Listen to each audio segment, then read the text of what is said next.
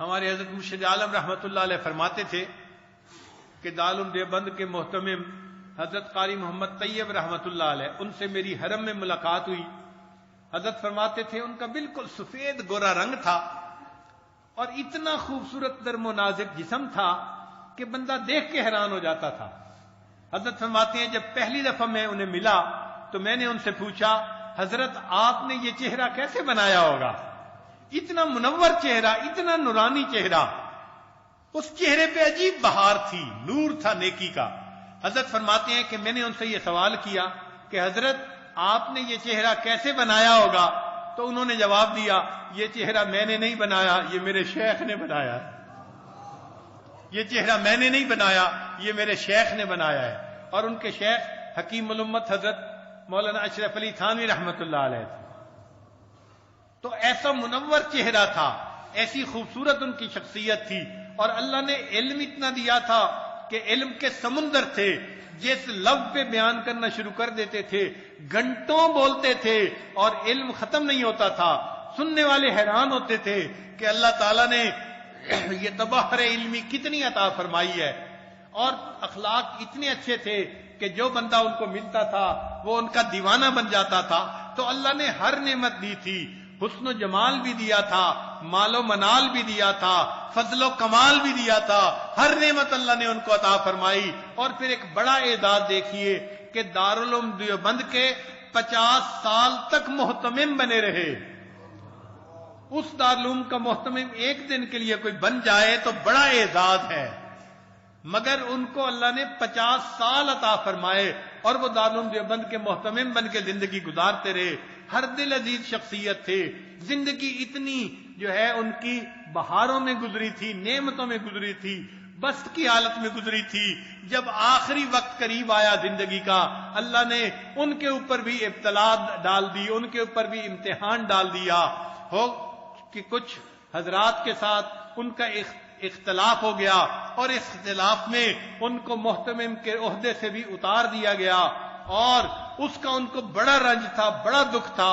وہ اپنے گھر کے اندر محصور ہو کر رہ گئے، کسی کو بتا بھی نہیں سکتے تھے کہ دل کی حالت کیا ہے. اور ان کی حالت یہ تھی کہ اس حال میں، اس تکلیف کی کیفیت میں انہوں نے پھر اپنا غم اپنے اللہ کے سامنے بیان کیا، اپنے حبیب صلی اللہ علیہ وسلم کے سامنے بیان کیا. اور ایک کچھ اشعار لکھے کہ میں مدینہ جاؤں گا اور نبی علیہ السلام کے روضے انور پہ جا کے اپنے دل کا غم یوں بیان کروں گا. وہ اشعار بڑے عجیب ہیں. فرماتے ہیں نبی اکرم شفیع اعظم دکھے دلوں کا پیام لے لو.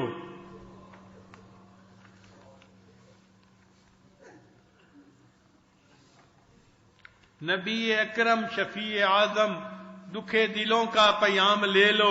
تمام دنیا کے ہم ستائے کھڑے ہوئے ہیں غلام لے لو. شکستہ کشتی ہے تیز دھارا نظر سے روپوش ہے کنارہ. شکستہ کشتی ہے تیز دھارا نظر سے روپوش ہے کنارہ.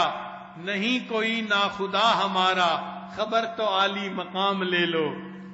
نبی اکرم شفیع اعظم دکھے دلوں کا پیام لے لو. تمام دنیا کے ہم ستائے کھڑے ہوئے ہیں سلام لے لو.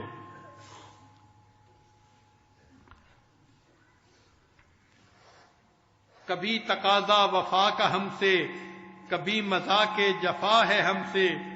کبھی تقاضا وفا کا ہم سے، کبھی مذاق جفا ہے ہم سے. تمام دنیا خفا ہے ہم سے، خبر تو عالی مقام لے لو. قدم قدم پہ ہے خوف رہزن زمین بھی دشمن فلک بھی دشمن. قدم قدم پہ ہے خوف رہزن زمین بھی دشمن فلک بھی دشمن. زمانہ ہم سے ہوا ہے بدزن تمہیں محبت سے کام لے لو. قدم قدم پہ ہے خوف رہزن زمین بھی دشمن فلک بھی دشمن. زمانہ ہم سے ہوا ہے بدزن تمہیں محبت سے کام لے لو. اور پھر ایک عجیب بات کہی، یہ کیسی منزل پہ آ گئے ہیں، نہ کوئی ہمارا نہ ہم کسی کے. یہ کیسی منزل پہ آ گئے ہیں، نہ کوئی ہمارا نہ ہم کسی سے، تم اپنے دامن میں آج آقا تمام اپنے غلام لے لو۔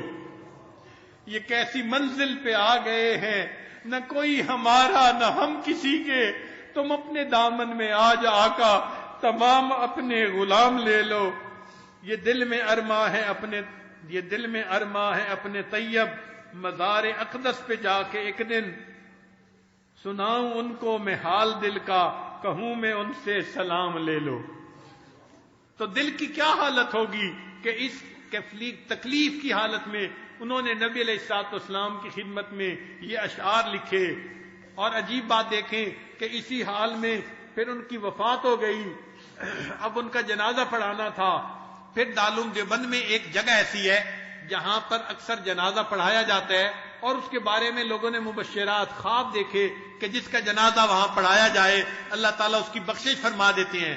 تو حضرت قاری محمد طیب رحمۃ اللہ علیہ کی دل کی چاہت تھی کہ جب مجھے موت آئے تو میرا جنازہ بھی وہی پڑھایا جائے۔ اللہ کی شان کہ موت تو آ گئی لیکن جنازہ وہاں پڑھانے کی اجازت نہیں تھی۔ وہ شخصیت جو دارالعلوم دیوبند کی 50 سال تک محتمم رہے، ان کی طرف سے درخواست لکھی گئی کہ اگر اجازت ہو تو ہم حضرت کے میت کو اس جگہ پر لائیں اور ان کا جنازہ پڑھا سکیں۔ دارالعلوم کے دیوبند میں ان کے میت کو لانے کے لیے درخواست دینی پڑی۔ یوں حالات بدل جاتے ہیں، یوں انسان کے اوپر امتحان آ جاتے ہیں۔ درخواست لکھی گئی تاکہ اجازت مل جائے اس جگہ پر آنے کے لیے جہاں کے وہ 50 سال محتمم رہے تھے۔ اللہ اکبر! اللہ تعالیٰ ایسی امتحان بھی بندے پہ عطا فرما دیتے ہیں۔ اللہ تعالیٰ ہم کمزوروں کو امتحانوں سے محفوظ فرمائے اور ہمیں اللہ تعالیٰ ویسے ہی اپنی رضا عطا فرما دے۔